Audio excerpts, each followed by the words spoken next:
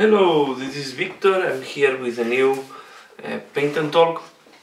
And this time I want to talk about the size of the game. I have watched a couple of videos talking about that for Age of Sigmar, but I wanted to go more general and talk a little bit about my experience about the size of the game, and for the same related to that, the size of the army. So the first thing I want to share is we play a lot of war games where the size is determined by the players. In 40k you determine the size by fixing the points.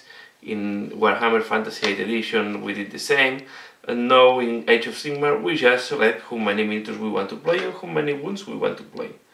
Okay, we can use some or other comms to play, and we just determine the size of the game.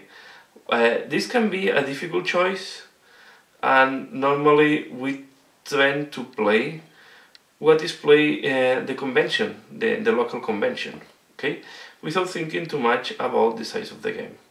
What I would like you to think is really to stretch yourself and play different sizes and experiment what size do you enjoy the most. Okay, you can play from very large these games. And I think what the systems from Games Workshop is great about is because they allow you to play with several sizes of games.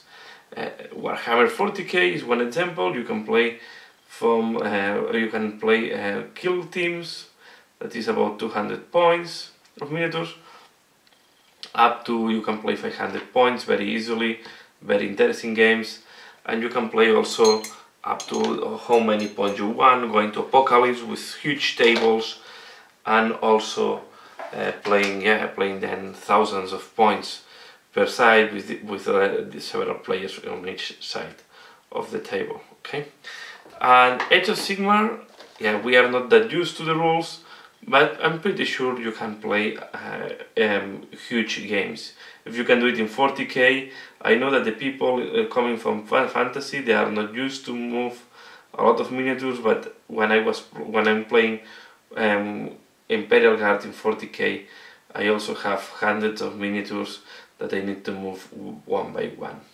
Okay. So all depend where you feel comfortable. But the first thing I will tell you is, okay, if you are new to this hobby, start small. Don't try to go for these huge armies. Try to start small, try to experiment a small game, and try to make a core army where you can build from there. 40k normally we talk about build your army in blocks of 500 points. In Age of Sigmar I would recommend you start with one of these super good deals from Games Workshop. Take one of these good deals for the army that you like. Take the army really in all these war games. Take the army that you really enjoy, that you really like for aesthetics, for background.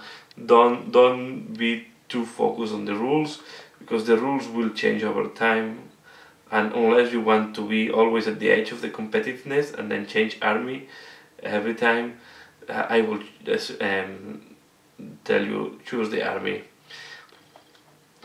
for the aesthetics and for the background. Maybe this is a topic for another video. Let's focus on the size. So in 40k, as we're saying, start with a block of 500 points, for example. You can start with a kill team and start playing kill team, experimenting the rules. There are some differences in the rules, there are special rules for kill teams. You can do 500 points, experiment the rules, get familiar with the rules, go to 1000 points, and go from there and start making your army bigger and bigger over time, right? In Age of Sigmar, take one of these starter forces, start organizing from there, and go up your army from this.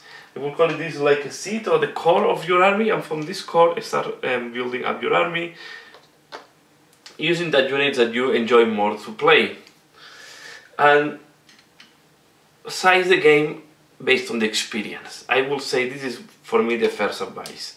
If you are new to a game, don't start super big. Don't try to play these super big armies. And the other thing I will say is, in most of these games, we are focused on trying to build an army, especially when you want to play in tournaments. I have seen people building armies straightforward to the points of the tournament. So build an army to 1,850 points for that, straightforward. I want all this, I build this, I built all that, and I build the army. And you are new to the game, and you really don't know. You ask someone to make the list for you, and you create the army, and you start from there. I will say this can be quite an overwhelming project at the end, because you will have a lot of miniatures that you don't know what to do with them. You need to paint, you need to assemble, you need to prepare them, and you will play with great armies for a long time. Maybe you print them and then you play with black or white armies. But what I mean is, on the other side, if you start small and you start with the small forces, you get used to the rules. You have time to paint these miniatures. It's less stressful because you have less miniatures to paint, and believe me, when you have a big amount of miniatures in front of you to paint, looks like endless work because you paint 10 and you still have 100 more to paint. But if you have 20 miniatures and you paint 10, you have the half of your force, and then you are more encouraged to do the rest of the next 10. So I will say, start small when you start army.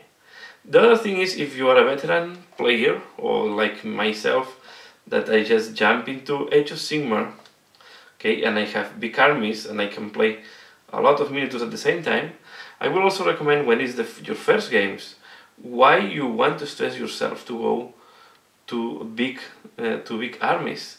It's better to start taking the dynamics with very small armies.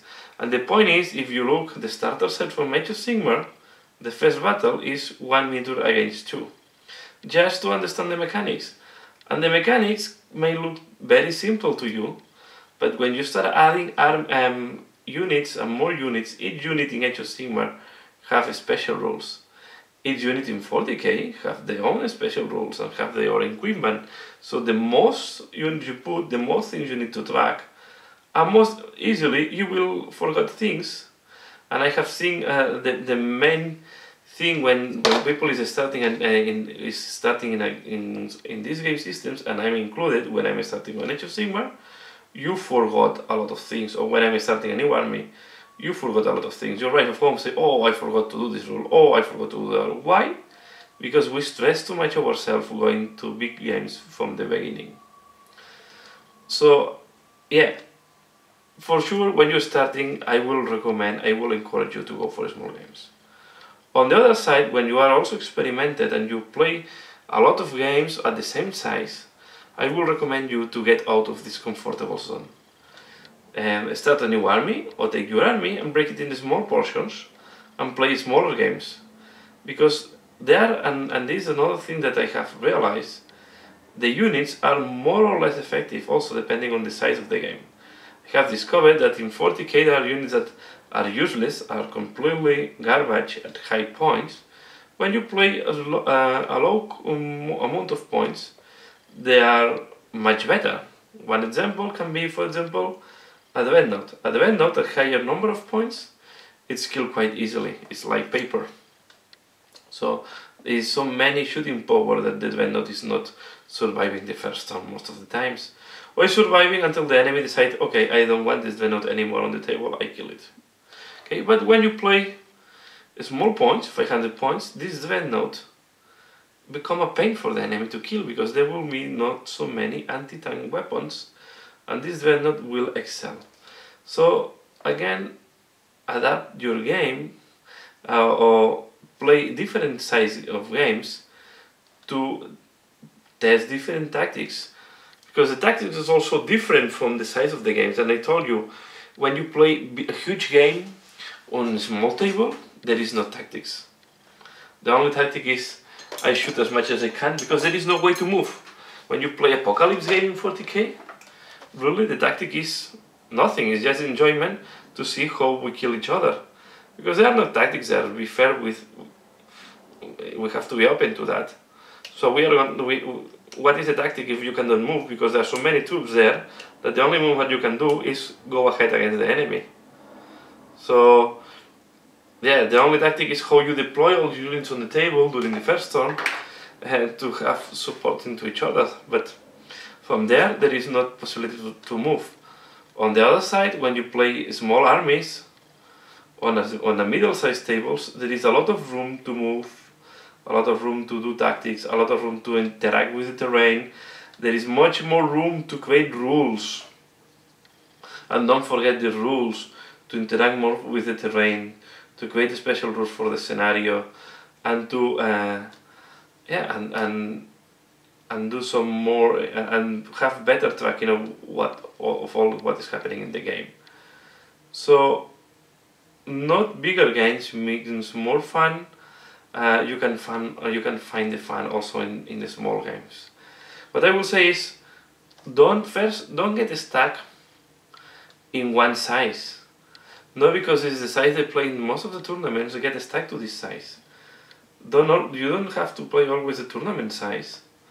I know that most of the time they pick up games is you go there and you ask, oh, what is the points that we normally play in that shop, and they say 150 points, 1,500 points, 1,850 points in 40k.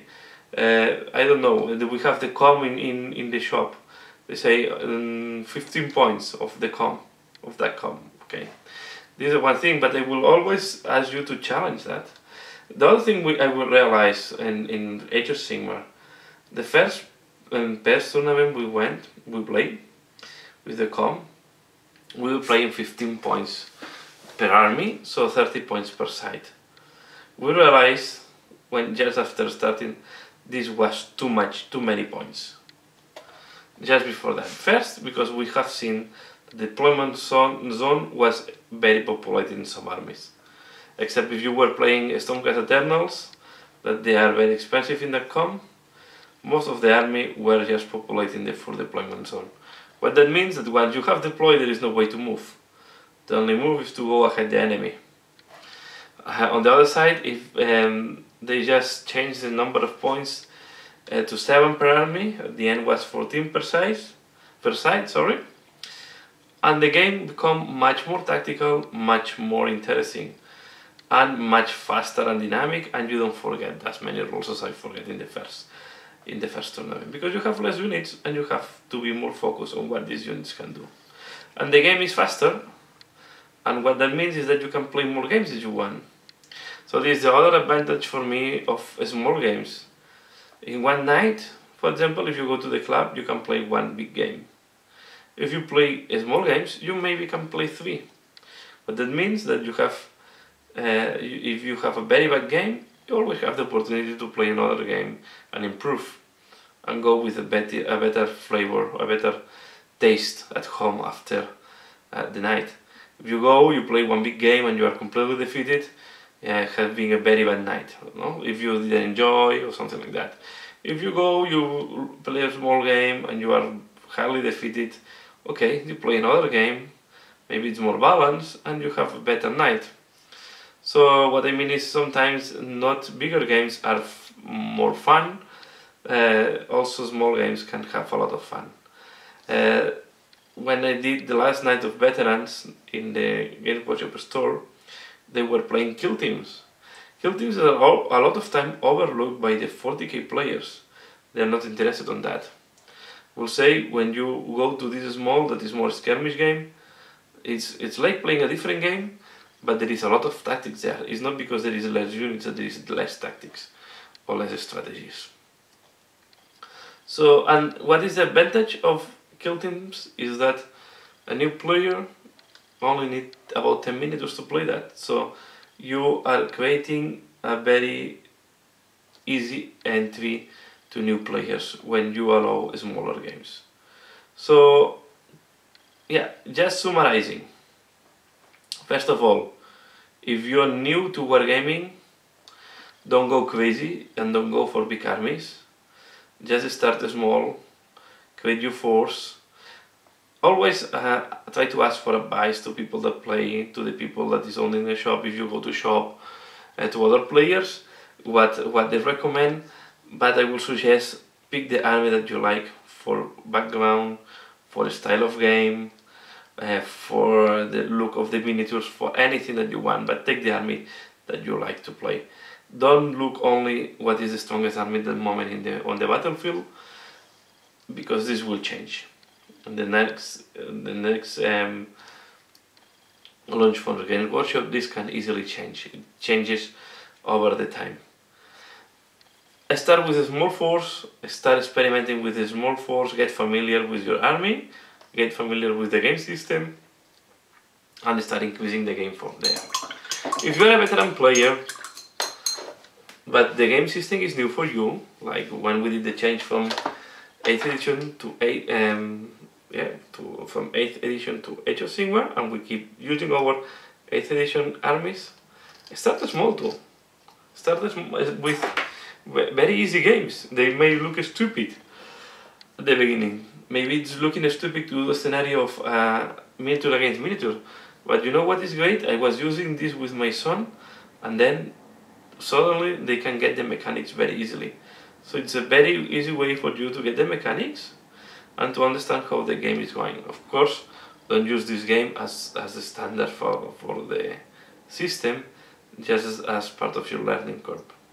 Because we tend to go to challenge ourselves to go for big games straightforward, and sometimes it's not the best way of experimenting a new game system. And lately, if you are a veteran warrior, you know the system, you know your armies, you always can start a new army and start small. Or I would recommend you to drastically change the size of the games that you play.